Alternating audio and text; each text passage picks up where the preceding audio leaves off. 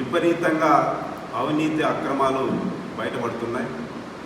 నిన్న మదనపల్లి మున్సిపల్ కార్యాలయంలో ఆర్ఓగా పనిచేస్తున్నటువంటి పల్లవి గారిపైన, ఆమె గతంలో బి కొత్తకోట మున్సిపల్ కమిషనర్గా పనిచేస్తున్నప్పుడు అక్కడ జరిగినటువంటి అవినీతి పైన హైకోర్టుకు పోవడం, హైకోర్టులో ఆమె ఆన్లైన్ ద్వారా కూడా కోర్టుకు హాజరు కమ్మంటే కాకపోవడం, ఆమె పైన కేసు కూడా పెట్టాలని జిల్లా ఎస్పీ నుంచి కూడా కేసు నమోదు చేయాలనేటువంటి అభిప్రాయం రావడం జరిగింది.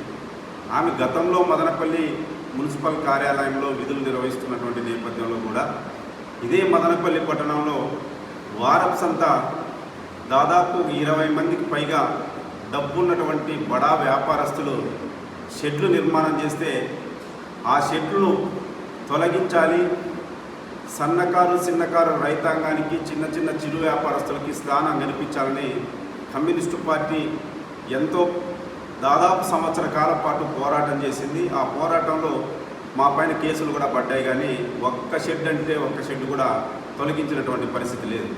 మరి ఆ షెడ్డు తొలగించకుండా ఉండడానికి ఆర్ఓ పల్లవి గారికి, అప్పుడున్నటువంటి కమిషనర్ గారికి ఏ స్థాయిలో డబ్బు ముట్టిందో అర్థం కానటువంటి పరిస్థితి. మదనపల్లి ఎంఆర్ఓ కార్యాలయంలో గత వారం 10 రోజులుగా మదనపల్లి ఎంఆర్ఓ గారిపైన అనేక అవినీతి ఆరోపణలు కూడా వెలుగులోకి వచ్చాయి. అతని పైన ఆరోపణలు చేసినటువంటి వాళ్ళలో ఏదో కామన్ మ్యాన్ కాదు, స్వయాన మదనపల్లి శాసనసభ్యులే ఇతను కోట్ల రూపాయల్లో డబ్బులు లంచాల రూపంలో తీసుకున్నాడు.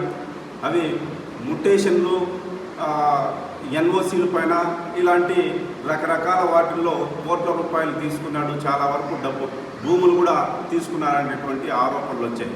మేము సిపిఐ పార్టీగా ఈ మదనపల్లి అన్నమయ్య జిల్లా కలెక్టర్ గారిని డిమాండ్ చేస్తున్నాం. అతని పైన వచ్చినటువంటి ఆరోపణలు వాస్తవమా లేక అవి ఆరోపణల తేల్చాలన్నటువంటి అవసరం ఉంది.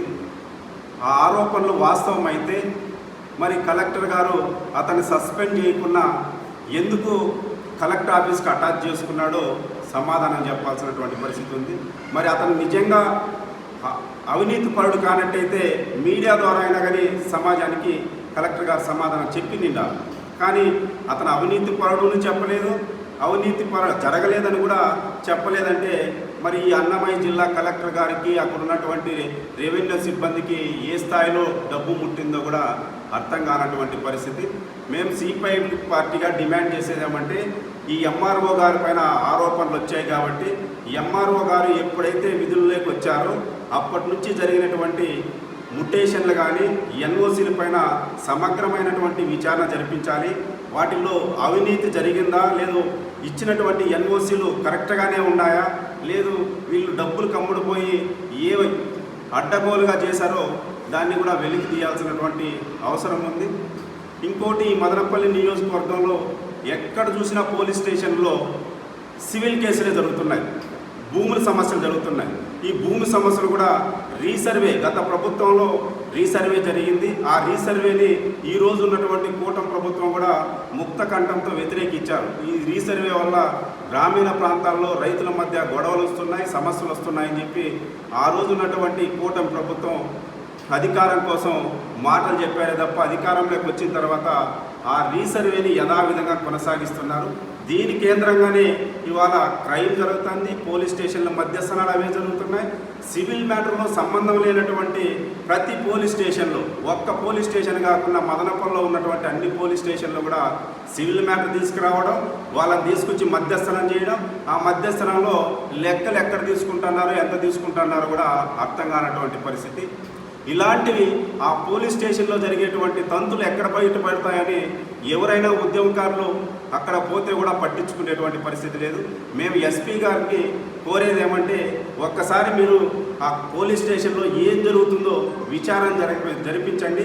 సివిల్ కేసులు తీసుకొచ్చి మధ్యస్థనాలు చేసుకుంటున్నారా తప్ప పోలీస్ స్టేషన్లో ఏ ఒక్క పేదోడు కూడా పోలీస్ స్టేషన్ పైన నమ్మకం లేదు, పోలీస్ అధికారుల పైన నమ్మకం లేదు.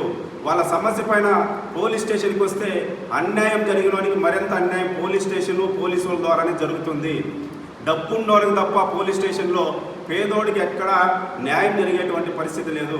కాబట్టి మేము అన్నమయ్య జిల్లా ఎస్పీ గారిని కోరేది ఏమంటే, మదనపల్లిలో ఉన్నటువంటి పోలీస్ స్టేషన్లో ఏం జరుగుతుంది,